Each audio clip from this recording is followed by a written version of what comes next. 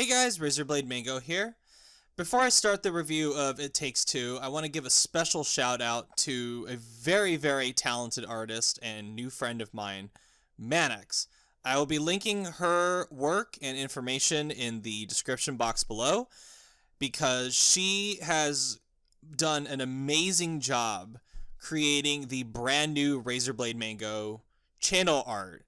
And if you don't know what this is, if what you're looking at, it's basically a Dusk from Kingdom Hearts 2, which is the basic form of the Nobody, in the form of this thing that has a razors for arms and a mango for a head, striking a pose with Dr. Hakim from It Takes Two. And this just came out like a spur of the moment thing. She literally created this bad boy in less than an hour, and it looks amazing, and it blew my mind. So just thank you so much, Manex, if you're listening to this. It's amazing. I love it. And please go check out her work. Please send her some love. Please, if you're looking for any kind of art, consider, going to Manex for it. She's extremely talented. I also want to give a special shout out to Dog, because initially I was a little hesitant about buying this game, and Dog graciously volunteered to play this game with me. And he barely knew what this was before I showed him the trailer for it. So I want to give a special shout out to DoggyBoneGaming for playing it with me. And of course, as always, I'll provide his information in the description box below. Let's cut to the chase. It Takes Two is a masterpiece.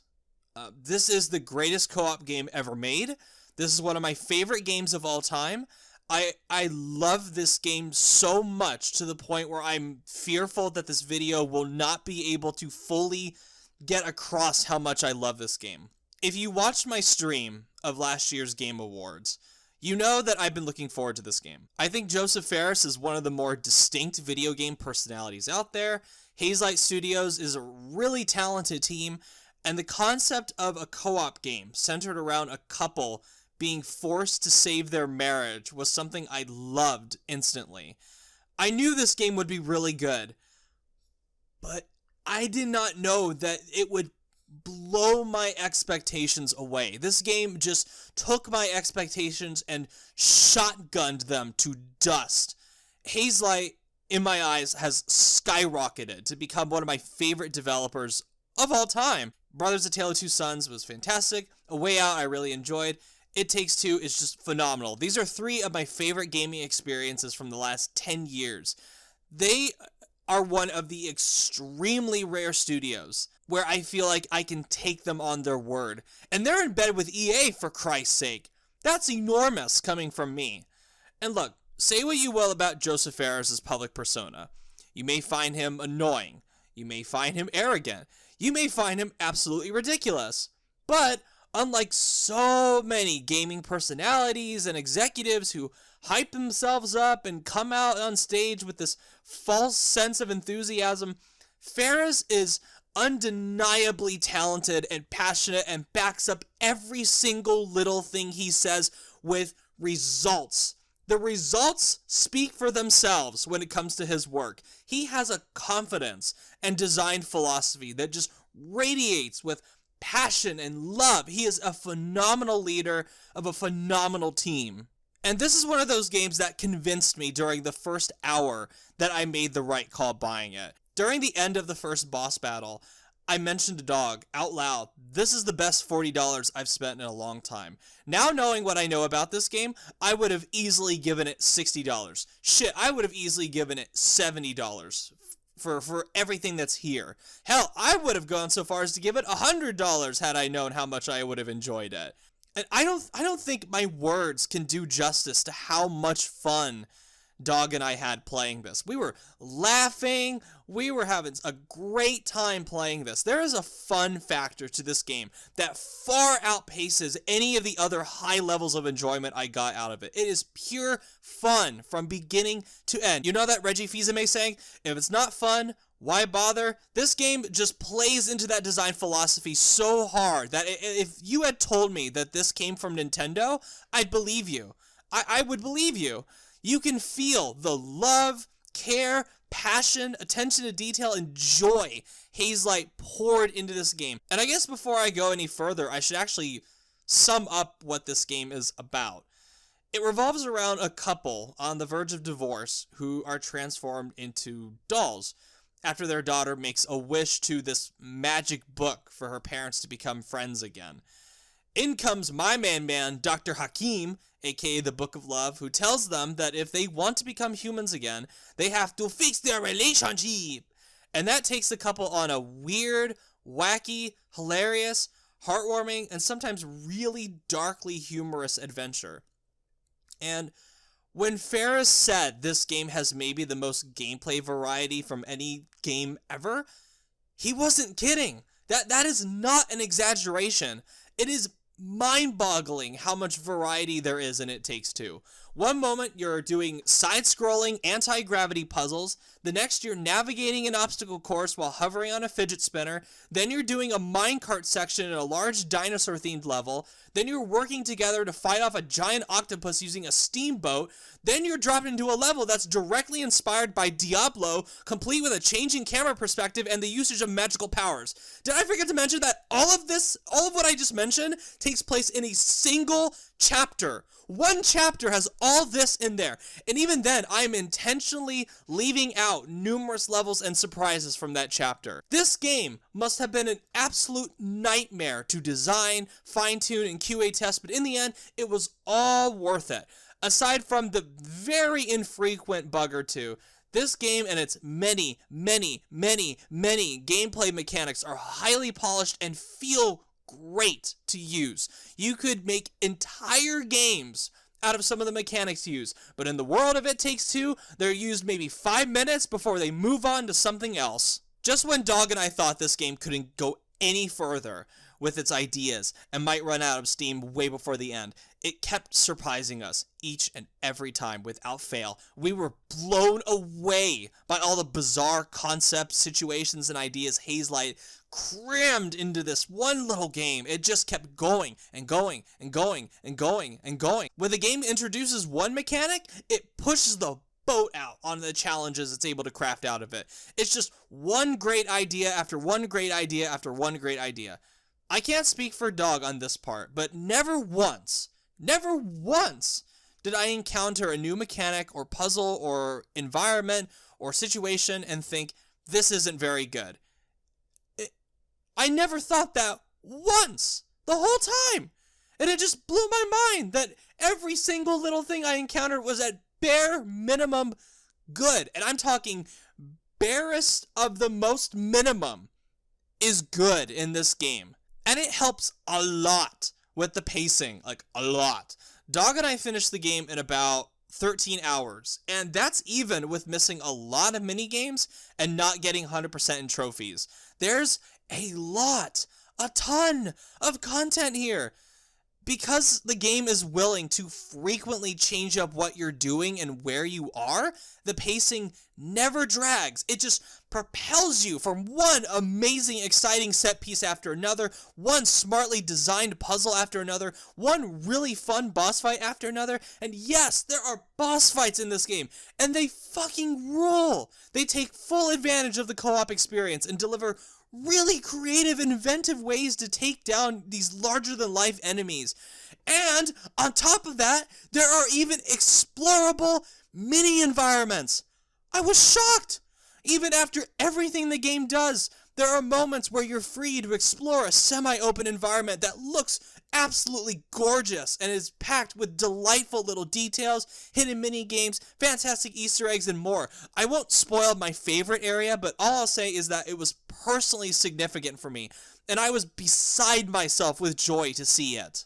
This is also a beautiful looking and sounding game, along with the gameplay variety. The art direction is just nuts. The art team at Hazelight must have had the time of their lives coming up with all the different environments, character designs, and amazing set pieces. There are so many that I'm just absolutely bursting at the seams to tell you all about, but I want you guys to see these for yourselves. They are Oh my god, they're so good. And it also runs at a mostly rock solid 60 frames on PS5. The soundtrack is really good. The voice acting is mostly great. The big highlight for me is Joseph Balderrama, and I'm very sorry if I'm butchering your last name, as Dr. Hakim, who the performance capture is done by Joseph Fares himself. And these two, when they combine together, they make a character that is fucking hilarious. He's one of my new favorite video game characters. Every time he appeared on screen, I did a little mini cheer in my head. And he never once became annoying, which is astounding for a character that's written and designed like this. Some points of contention I've seen with some critics are the story and main characters.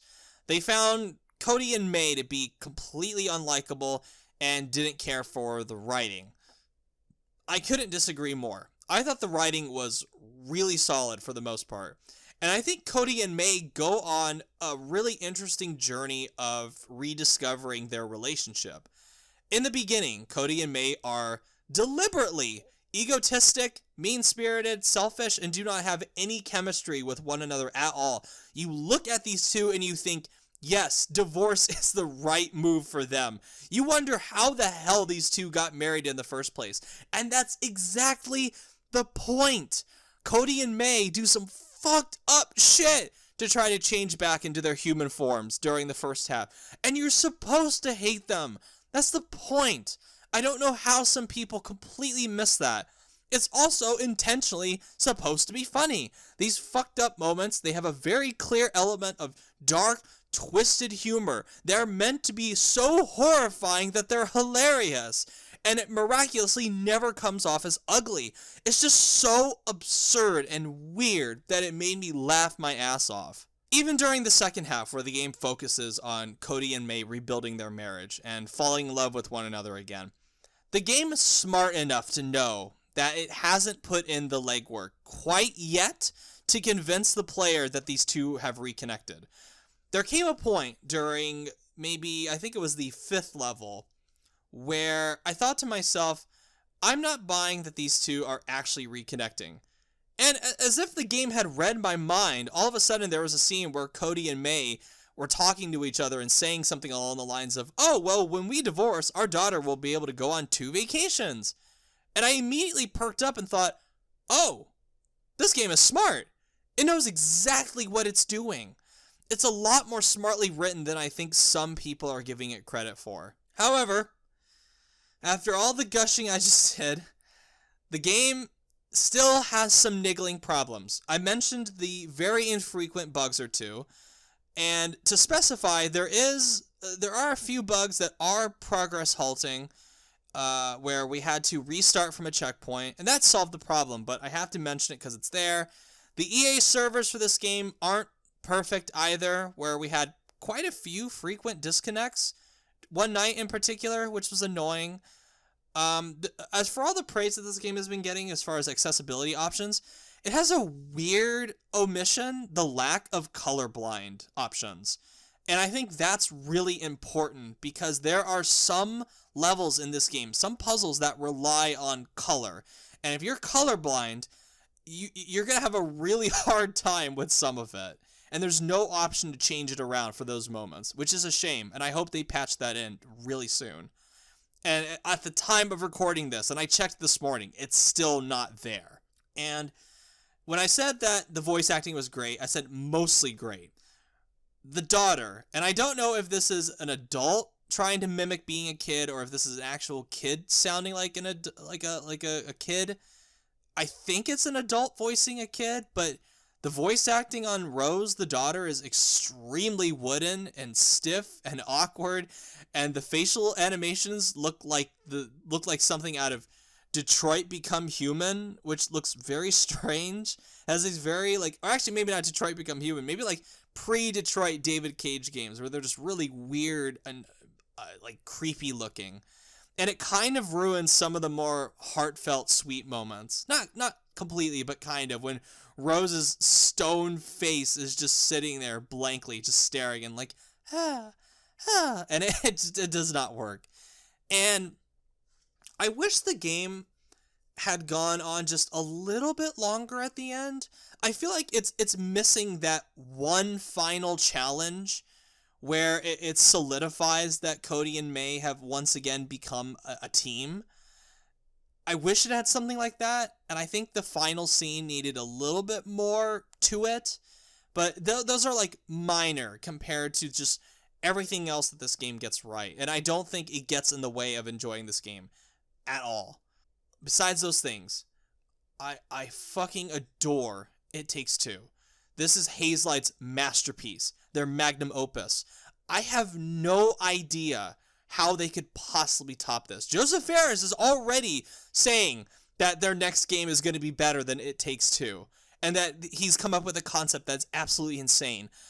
I don't know how that's possible with this game. I feel like this game is too good for Hazelight. But whatever it is, I am extremely excited for what they do next. And don't make me say this, Hazelight. Please, please don't make me say this, but I have to say it.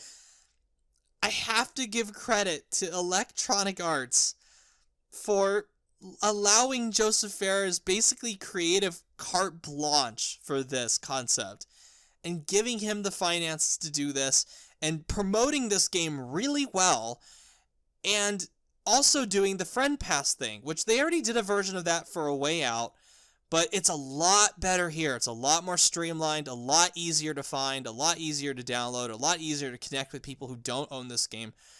EA could have very easily looked at the higher than expected sales of A Way Out and gone, oh, let's make sure every player that wants to play it has to spend $40 to play it. No, they still did the Friend Pass, and they were willing to do that.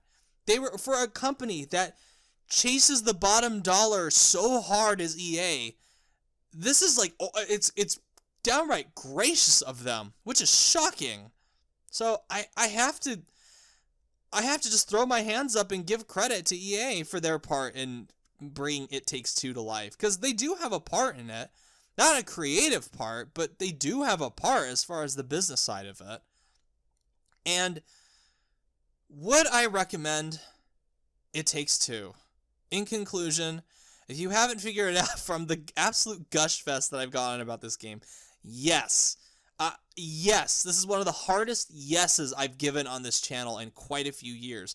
This is up there with Astro's Playroom and Yakuza 7 as some of the best games I've played over the last 4 years.